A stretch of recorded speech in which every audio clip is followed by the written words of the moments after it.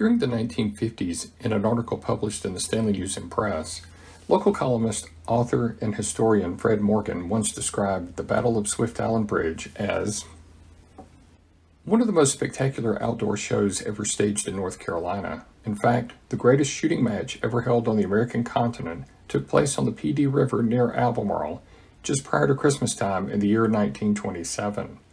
A handsome $250,000 bridge linking Stanley and Montgomery counties was to be annihilated by the United States Army. The bridge was the pride of the Highway Commission and the envy of every bridge community from one end of the state to the other. It was the state's finest. The graceful concrete and steel structure was a feat in engineering and the epitome of superb workmanship. It seemed a great waste to destroy such a fine and costly structure. Not because of any flaw in construction was it condemned. The officials had decreed that it must be sacrificed as a stepping stone to progress. The Swift Island Bridge and the battle that took place to destroy it easily deserves a place in the pantheon of unusual Stanley County stories. In order to tell the story of this battle, it is necessary to recap some of the history of this area. What we now know as Stanley County was once inhabited by Native American tribes. The most well-known location where they settled is probably the Hardaway site near Baden. A couple of other known sites include Morra Mountain and an area around Norwood. During the early days of the American colonies, most of the population lived along the Atlantic coast. As the European settlers began to move west, this area eventually became a part of Bladen County. In 1750, Bladen was split up and this area was included as a part of the newly formed Anson County. The portion of the map on the screen, published in 1770, shows two of the current Stanley County boundaries: the Yadkin that turns into the PD River heading north to south, and the Rocky River heading east to west. In 1779, Anson County was split and the northern portion that is circled on this map from 1808 became known as Montgomery County. The arrows again are pointing to the Yadkin and PD Rivers along with the Rocky River. In 1838, citizens of Montgomery County petitioned the state of North Carolina to allow the county to be split at the Yadkin and PD Rivers. The picture on the screen is the actual petition with all of the names. The primary reason for this petition was the residents of the county felt it took too long for them to reach the county seat. The biggest challenge, in a distance to the distance, was having to cross the river. In 1841, the General Assembly finally agreed to split Montgomery County at the Yadkin and PD River. The eastern portion stayed Montgomery County, and the west side, circled on the screen, became the newly formed Stanley County. Even though the county was now split, and the residents of Montgomery and Stanley counties could now reach their respective county seats without having to cross the river, there were still other reasons for crossing, such as visiting families or for trade. There were a number of ferries all along the border. Several years ago, Stanley County Historical Society member Ken Ringler did a presentation on the ferries, and he shared the following information with me. The map on the screen is from prior to the formation of Stanley County, but some of the names of the ferries should sound familiar. From north to south, we have Stokes Ferry, Pennington Ferry, an unnamed ferry at Henderson, Christian's Ferry that later became Swift Island, Allenton Ferry, and Dunlap's Ferry. By the time the map now on the screen was produced in 1909, the number of ferries had grown. Starting from the north, there were major ferries with the names Stokes, Pennington's, Kirk's, Cotton, possibly a Hall's Ferry, Louder's, that was at what is now Morra Mountain, Swift Island, Blaylock's, Allenton's, and Almond's. At the time this map was produced in 1909, there was something just beginning to make a big impact on travel in the United States. Even though the first automobile had been invented by Carl Benz in 1885, it was the introduction of the Ford Model T in 1908 that really led to cars being more widespread. People became more and more interested in personal travel, and the need for better roads and faster ways to get places quickly grew. To give you an idea of the fast growth of automobile ownership, according to the North Carolina Department of Transportation, there were 3,200 registered vehicles in the state in 1910. Let's say this first Model T represents those cars. Just 10 years later, that number had grown to 127,000, now represented by this second Model T.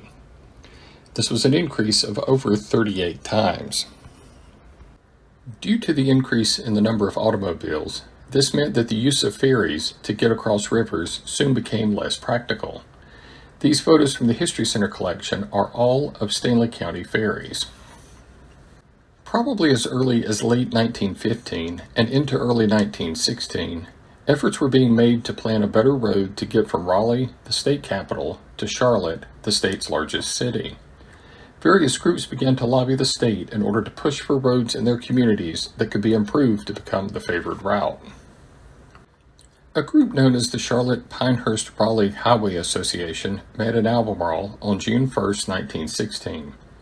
This group, made up of men from Stanley, Montgomery, Cabarrus, Moore, and possibly other counties, approved a report from the state engineer that proposed the Charlotte to Pinehurst section would go from Charlotte to Concord, Mount Pleasant, Albemarle, Swift Island, Troy, Candor, West End, and then Pinehurst. The crossing of the Pee River was to be at Swift Island because the river was more narrow at that point. The First World War unfortunately delayed any plans for work to be done on the highway, but just a couple of years after the war was over, the state committed to building the new road with the bridge at Swift Island. The state awarded what was known as Project Number 116 to the Cornell Young Company of Macon, Georgia, on August 25, 1920. According to a report by the State Highway Commission, the bridge was expected to contain just over 3,000 cubic yards of concrete, 362,200 pounds of reinforcing steel, 1,200 square yards of riprap, and 1,701 square yards of rock asphalt wearing surface. The estimated cost of the bridge was expected to be just under $200,000. This is the equivalent of about $2.7 million today. The completed bridge would be made up of 3 arches that were each 146 feet 3 inches across. And there would be 7 40-foot deck girder approach spans on either end. In total, the bridge would be 1,068 feet and 9 inches long. Construction of the Swift Island Bridge began on November 3, 1920, and it was expected to take 520 working days to complete the project. The bridge was actually completed ahead of that schedule and was opened to the public on December 9, 1921. Just a few short years after the completion of the Swift Island Bridge, the Carolina Power and Light Company announced they would build a new dam across the Yadkin or Pee rivers. Local newspapers from April of 1925 told of survey crews, like the photo on the screen, began work along the river in order to find the best location. According to newspaper accounts, one of the places being considered was actually very near the Swift Island Bridge. By the end of the year, North Carolina Power and Light had opened offices in downtown Albemarle. The November 15, 1925 edition of the Raleigh News and Observer announced a new dam would be constructed near Norwood. One of the problems that was soon discovered, however, was once this new dam was built and the reservoir behind it was filled, it would cover the Swift Island Bridge. What surprised me most about this article was that it stated, "It is reported that the dam will be about 80 feet in height, and it may be necessary for the bridge across the river at Swift Island to be raised several feet." I have to admit that I would love to know how they would have raised a 1,000-foot bridge several feet. The December 20th, 1925 edition of the News and Observer included the article on the screen. According to this story, Carolina Power and Light and the state of North Carolina had settled on a better option. The company would be allowed to build the new dam, but would also be required to build a new bridge to replace the one at Swift Island.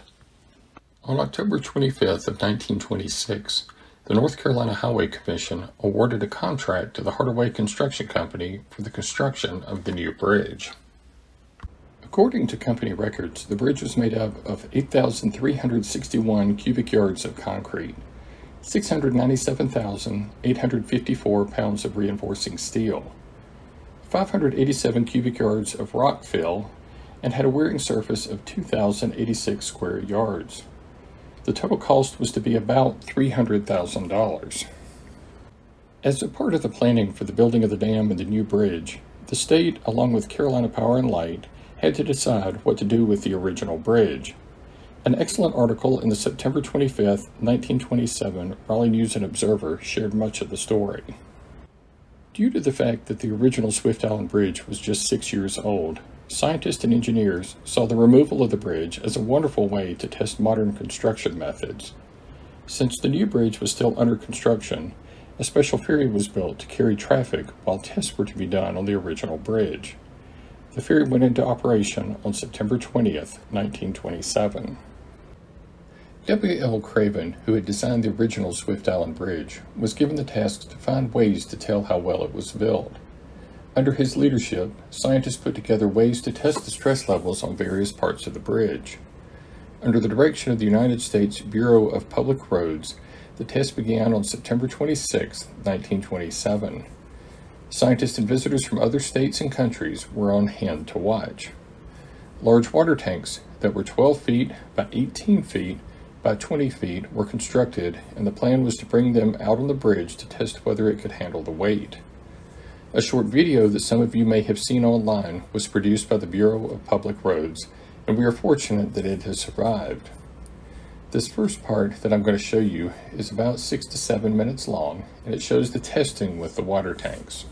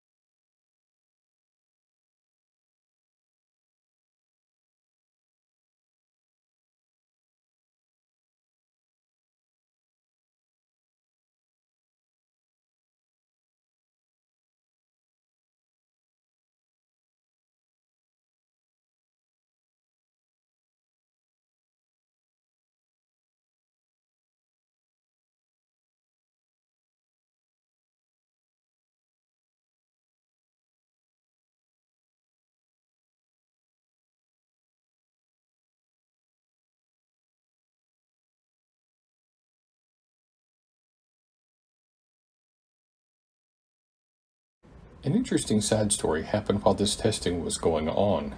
If you recall a few minutes ago, I mentioned that a ferry was used to cross the river since the old bridge was undergoing the test and the new bridge was still under construction. On October 28th, it was carrying a couple of vehicles along with 2 trucks from the Palmer Stoneworks that were full of granite. The water level was low that day and the ferry hit a rock and sank midstream. The Hardaway Construction Company was contacted to get them to use equipment from building the new bridge to raise the ferry. While this operation was going on, the old bridge was temporarily reopened to traffic. The testing in this stage was mostly completed by the end of October. In a nutshell, the test on the bridge showed that even though cracks were found in the structure due to the weight of the water tanks, the bridge could handle much more than its designed weight. Thankfully, the new bridge, at 1,600 feet long, was completed and opened to the public on November 2, 1927, just a few days after the sinking of the ferry. This was helpful in solving the problem of what to do since the ferry had not been put back into service. On November 12, 1927, the United States War Department announced that the Secretary of War, Dwight Davis, had approved a plan for the Army to help with the demolition of the original bridge. On Monday, December 19th, the military exercises began. An observation area had been set up on the new bridge for military officials, scientists, and dignitaries to watch the activity. Early that morning, Army aviators from Langley Field in Virginia, operating from Pope Field at Fort Bragg, arrived in the area of the bridge about 9:30. During the tests that followed, the planes, like the one on the screen, flew between 6,000 and 8,000 feet and dropped a total of 38 bombs that were loaded with sand. The planes were simulating a wartime scenario because that altitude would put them outside the range of enemy artillery. The bombs they dropped weighed either 100 or 600 pounds. These first tests were designed to test the effect the bombs would have on the roadway of the bridge. To the dismay of everyone, only one of the 38 attempts was a direct hit. High winds at altitude, combined with a lack of wind at the bridge, were blamed for this dismal result. According to newspaper accounts, the following day, 42 more bombs loaded with sand were dropped by the planes. Several landed close to the bridge, but none were direct hits. The next several days that followed involved dropping live bombs. There were a number of direct hits, but still, many of the bombs missed the bridge. The bombs did make the bridge unusable, but it still wasn't demolished as much as they had planned. Before moving on, I do want to share another portion of the video I shared a few minutes ago. This part is about the planes dropping bombs. This segment is only about a minute.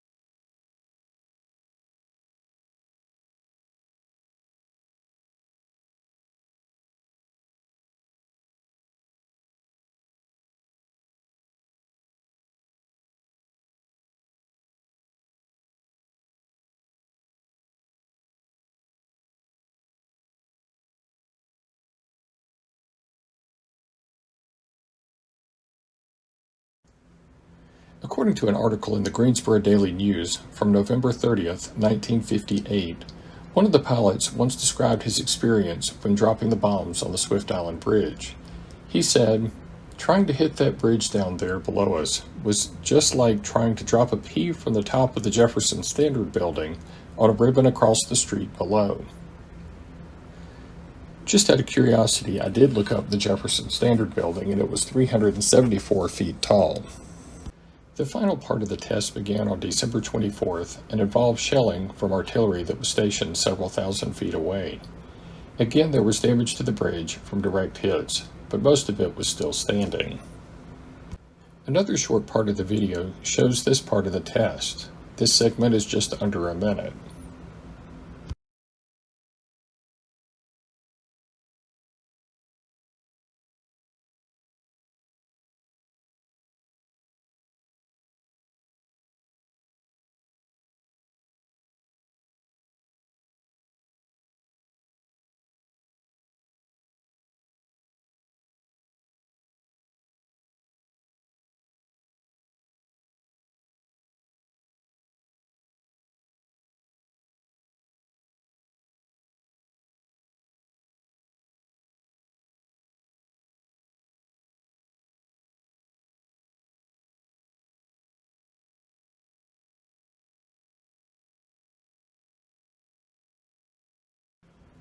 The final exercise the military undertook involved placing explosives at the base of the remaining portions of the bridge, and the rest of the bridge was finally demolished.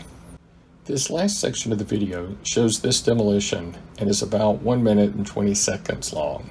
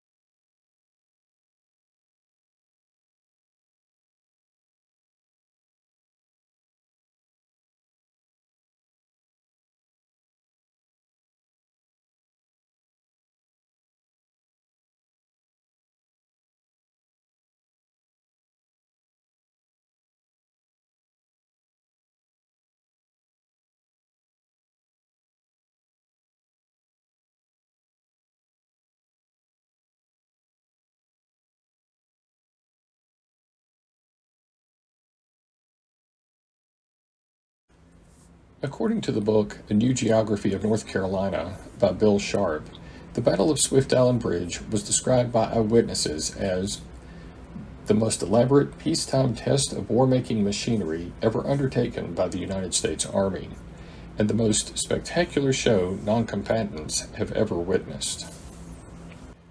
Even though, through the course of the bombing of the bridge, it was found that the Army missed the target much more often than they hit it, there were still some valuable lessons learned. They did learn the effect that different bombs and projectiles had on a reinforced concrete structure. Most importantly, after a couple of other military exercises over the following years, the Army realized that a better and much more accurate device was needed on military planes to assist dropping bombs. This ultimately led to the development of an improved Norden bomb sight that was used very effectively during World War II. There are just a couple more parts of this story that I want to share. Many of you may recall when the bomb on display at the History Center was discovered in 1991. However, you may not be aware that this is actually the second bomb that was found. The first bomb was discovered several decades before in 1955. According to the May 3, 1955 edition of the Stanley News and Press, the story involves 13-year-old Gerald Moses and his friend Ronald Milton. I'm going to quote a part of that story. According to the Snap, Moses gave Ronald Milton a nickel and some candy for the heavy metal thing he had dragged to school by means of a rope from his home on South 3rd Street. The metal, although rusty and brown, screeched and made sparks occasionally as its surface ground against the pavement.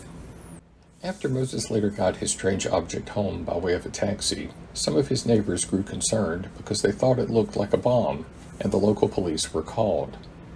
The officers called Fort Bragg, and the 864th Ordnance Detachment was sent to investigate. They took the bomb back to the base, and after doing some research, they determined that the bomb was probably from the 1920s and that it was a practice bomb. How the bomb ended up in Albemarle was never totally resolved.